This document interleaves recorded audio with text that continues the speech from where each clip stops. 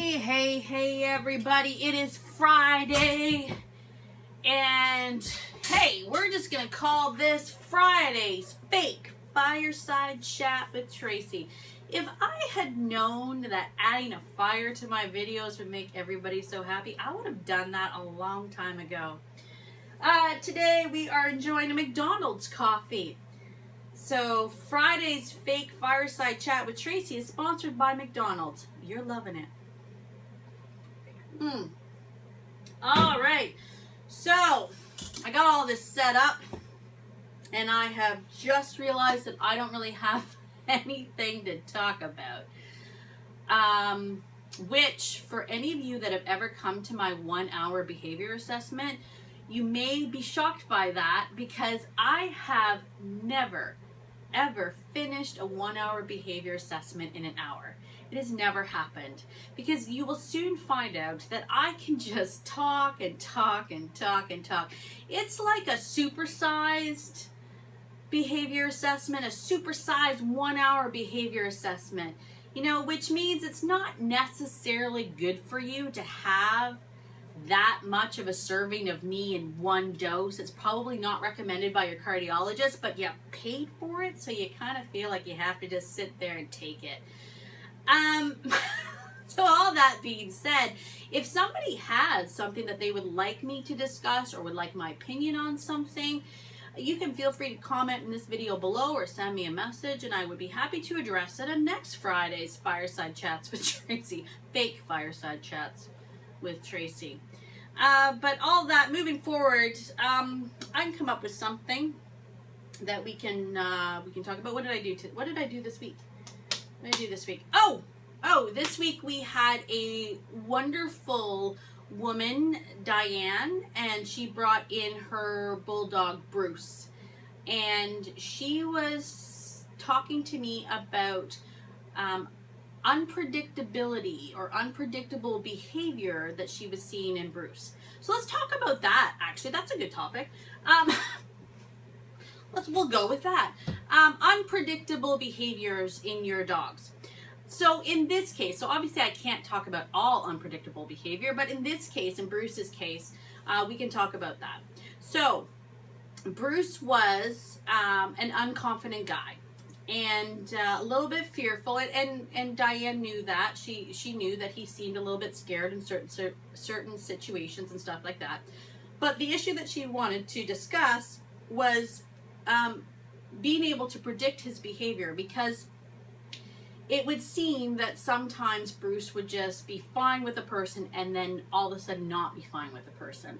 So for example, when she had company over and everybody was in the house and everybody was sitting down, Bruce would go over and he'd say hello to everybody and everybody would pet him and say hi, and Bruce seemed fine, and eventually he went in his bed and he laid down.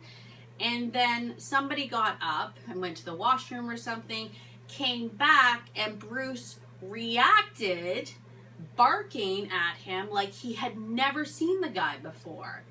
And Diane was very perplexed by that, as would most people, right? Why all of a sudden you met this guy? He was petting you like not 40 minutes ago. Why now are you acting like you've never seen him before? So what I discussed with Diane was that because Bruce is unconfident, I would suspect, and again, this is just my opinion, I wasn't there, so I can't really say for sure, for 100%, but I would suspect that when Bruce was going around and he was saying hi to them, saying hi to all of the guests, that in fact he probably was more taking stock of who was there. And the reason why I say that is because unconfident or fearful dogs really do need a safe place to be. And quite often, if the dog doesn't have, say, its own room or a crate that they feel safe in, then their safe zone is your home. Okay, that's where they feel most secure. And that's where they can finally relax and go, oh, okay.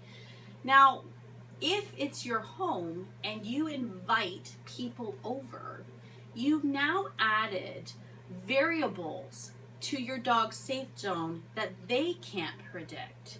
So all the people that your dog lives with, he knows intimately. Dogs are masters at memorizing and studying us and knowing everything about even the smallest muscle in our face. They understand it. They know everything about us.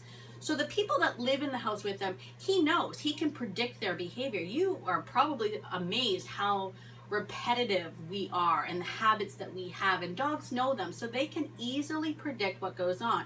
But when you add new people to that environment, all of a sudden that makes them incredibly uneasy. So I would suspect, as I said before, that Bruce wasn't actually saying hi to people. He was sizing people up and going, okay, so you're sitting there and you smell like this, and okay, you live here, so I know who you are, and okay, you're new and you're kind of fidgety and whatnot, but I get it. And he's going around, he's making the rounds, and you might find that dogs like that pace a lot and they go to every single person, right? And then eventually, finally, Bruce went and he laid down. He was like, okay, I've got it. This is what's going on in my environment. Whew, now I can relax. But then somebody's got to get up to go to the bathroom. How rude. So somebody gets up and moves, and all of a sudden, bam, his environment has changed on him. And now that safe zone is crumbling around him. He's like, oh God, that person moved and that was unpredictable and I don't know what to do. So then he reacts to that. So all of that being said, what I normally recommend for people with fearful dogs or unconfident dogs is to make sure that they do have that safe space in your home, especially if you like to entertain people. Don't ask your fearful dog to be a social butterfly. Don't ask them to stay in there. Don't force them to try to control situations that they have absolutely no control over. It's best to give them a space where they can go, where they know no one will bother them. And that is an important point. If you have a crate in your home, it has to remain the dog's sacred, safe place. You cannot ever let anybody violate that space. You can't let children go and stick their hands in there. You can't let people go up and say hello to the dog. If the dog goes in there, that's the dog's way of saying it's too much out here. I can't control this environment. I feel safe in here. This is where I'm secure, and leave it at that. So there you go. There was a little off the cuff topic. Anyway, again, if anybody has anything they'd like me to talk about in my Fridays fake fireside chats with Tracy, by all means send me a message. Otherwise, I will just come up with stuff on my own, and then you don't know what you're getting. I hope that everybody has a fantastic weekend. We are getting a new guy in this weekend. We're looking forward to that. We have somebody starting our pack immersion program, so it just needs a little bit of a reset button and some group therapy, as I like to call it here at Beyond Obedience. So we're really looking forward to that. And other than that, I'm not sure. I'd have to check my schedule. But there you go. I hope everybody again has a fantastic weekend, and I will talk to you all later. Again, I apologize for the extreme close-up, but it is literally the only way that I can tell you how much I love you. Cheers, everybody.